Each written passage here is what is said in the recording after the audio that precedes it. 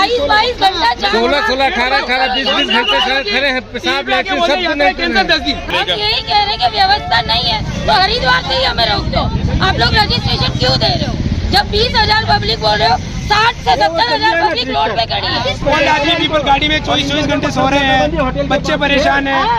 नमस्कार, मैं हूं बसंत। आप देखना शुरू कर चुके हैं खबर उत्तराखंड। आज एक बहुत बड़ी मुद्दे पे बात करनी है और मुद्दा उत्तराखंड की अस्मिता के साथ साथ उत्तराखंड की इज्जत से भी जुड़ा है। और उत्तराखंड की इज्जत, उत्तराखंड का पैगाम, देवभूमि का पैगाम जो पूरे भारत के साथ ही पूरी दुनिया में जाता है, और उसको खराब करने की बात कही जा रही है। खराब कर कौन रहा है, सवाल ये उठता है। आज अखबारों में एक बयान छपा कि अगर 4 धाम यात्रा को बदनाम करने की कोशिश की गई तो एफआईआर लिखाई जाएगी। और ये किसी और का बयान नहीं है, उत्तराखंड की मेरी बड़ी बहन तरीके जो चीफ सेक्रेटरी हैं यहाँ की, राधा रतूड़ी मैडम, उनका ये बयान अखबारों ने छापा है। लेकिन आज हम बताएंगे कि उत्तराखंड की 4 धाम यात्रा की बेइज्जती दरअसल करवा कौन रहा है।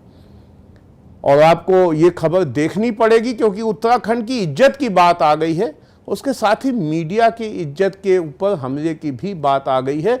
और पूरी बात सुननी है तो पूरा वीडियो आपको देखना पड़ेगा जी, क्योंकि बात हो रही है उत्तराखंड की देवभूमि की, बात हो रही है मोदी जी जहां प्रधानमंत्री हैं, केदारनाथ बद्रीनाथ के गौरव की बात करते हैं।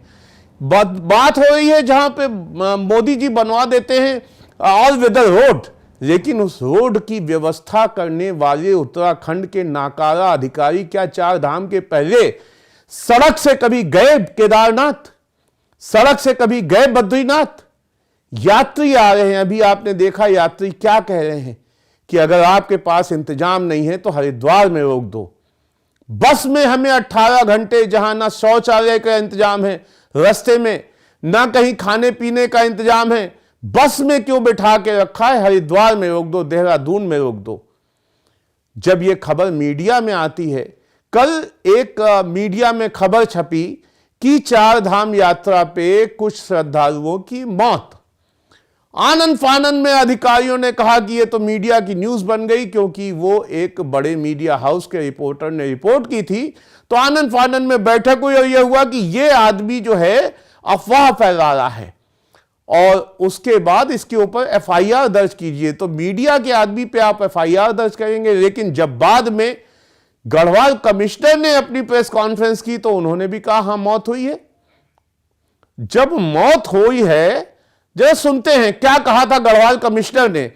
जो बात झूठी कह के मीडिया को बदनाम किया जा रहा था कि मीडिया 4 धाम यात्रा को बदनाम कर रहा है, तो पहले तो हम देखते हैं उस खबर की ओर जिसको लेके मीडिया को कल से धमकियां दी जा रही हैं। जी, पहले इस खबर को देखिए, फिर हम बताते हैं उत्तराखंड को बदनाम करता कौन है, मीडिया करता है या नकारा नौकरशाही करती है। एक्चुअल अभी तक जो भी हमें बताया था, अभी 11 लोगों की सूचना हमें दी है इन्होंने, एग्जैक्ट फिगर है, अलग अलग धामों में हुई है। और ये मैं एग्जैक्ट नंबर आपको नहीं बता पाऊंगा। तो आपने देखा कि गढ़वाल कमिश्नर कह रहे थे, उन्होंने क्या कहा गढ़वाल कमिश्नर ने? सवाल यह है कि उत्तराखंड के अंदर इन दिनों बड़ी अजीब सी स्थिति हो गई है, क्योंकि लोकसभा का चुनाव था। लोकसभा के चुनाव में जाहिर सी बात है राजनेता सब बिजी होंगे, राजनेता बिजी होंगे, बाहर रहेंगे। उत्तराखंड की जो एक भ्रष्ट और नाकारा हो चुकी एक जो नौकरशाही है ना, वो हर काम सोचती है कि हर काम मोदी करेंगे, हर काम धामी करेंगे। जब तक मोदी मॉनिटरिंग नहीं करेंगे, केदारनाथ का रास्ता ठीक नहीं होगा। जब तक धामी खुद नहीं खड़े होंगे, तब तक कुछ नहीं होगा। कल आज मैंने अखबारों में पढ़ा था, यह बयान आया, मुझे बड़ा दुख हुआ। राधा रतूड़ी मैडम इस प्रदेश की सीएस हैं, बाहर से आई, इस प्रदेश को आत्मसात किया उन्होंने और इस प्रदेश को अच्छी तरीके से जानती हैं।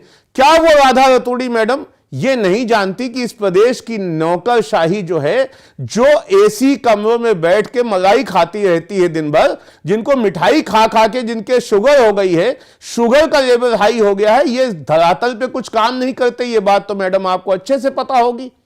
आपने मीडिया को कह दिया आप गलत रिपोर्ट दिखाएंगे। मीडिया गलत रिपोर्ट कहां दिखाता है? यात्री आ रहा है पूरी दुनिया से, परेशान हो रहा है, अपने शहर में जाके गुजरात से आई हुई वो महिला चीख रही है, उड़ीसा से आया हुआ आदमी परेशान है, वो अपने शहर में जाएगा, उत्तराखंड की क्या छवि बनाएगा? आपने तो बोल दिया मैडम उत्तराखंड की चार धाम यात्रा बदनाम करने वालों पे एफआईआर करो। लेकिन मैडम आपने कहा कि जो अधिकारी निकम्मे बैठे थे, चार धाम यात्रा आज ही से नहीं शुरू हुई, सबको बसंत पंचमी से पता था कि चार धाम यात्रा में कपाट कब खुलेंगे, पहले से तारीखें निकल आती हैं। क्या मैडम कोई कोऑर्डिनेशन कमेटी बनी? आज जब पूरे भारत में हंगामा बचा तो ये सचिव को ये इंचार्ज बना दो, उस सचिव को उत्तरकाशी बैठा दो, उस सचिव को यहां की जिम्मेदारी सौंप दो, सब हो रहा है। मैडम मैं आपसे पूछूंगा, उत्तराखंड की नौकरशाही में पीडब्ल्यूडी सचिव ने क्या कभी जहमत उठाई कि ऋषिकेश से लेकर केदारनाथ तक पैदल या गाड़ी से जाएं?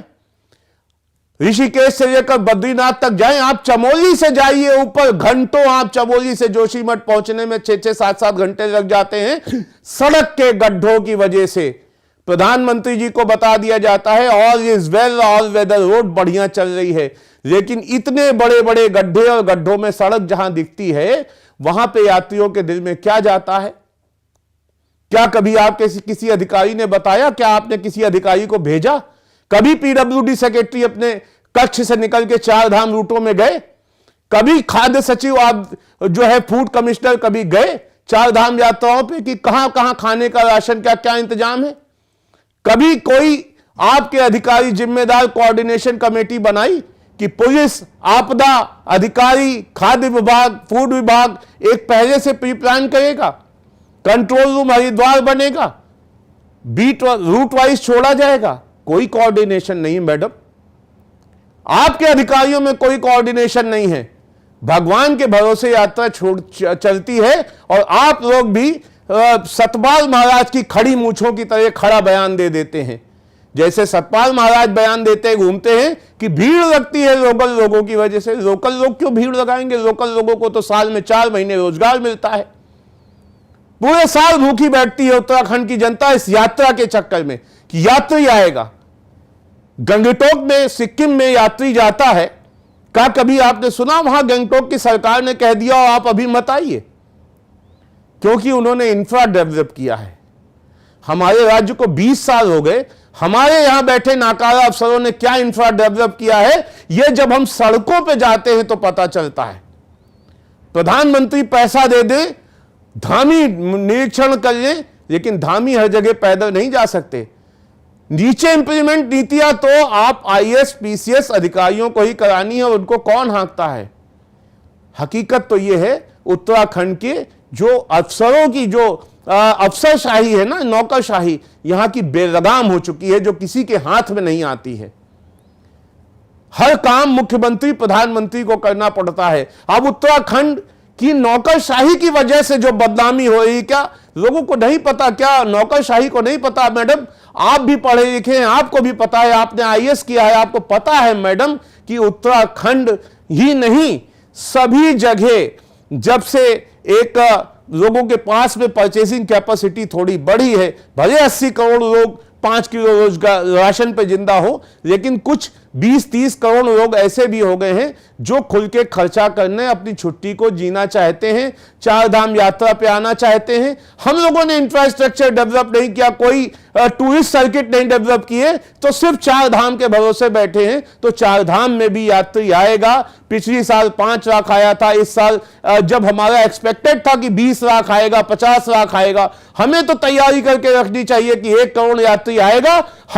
हमारे लोग कमाएंगे, जो पहाड़ में बैठे लोग साल साल भर रोजगार की बात करते हैं वो कमाएंगे। लेकिन यात्री परेशान होता है, यात्रा में यात्री आता है, मर जाता है और मीडिया खबर दिखाता है, तो आप उसको धमकी देंगे कि अगर चार धाम यात्रा को बदनाम करोगे तो एफआईआर लिखाएंगे।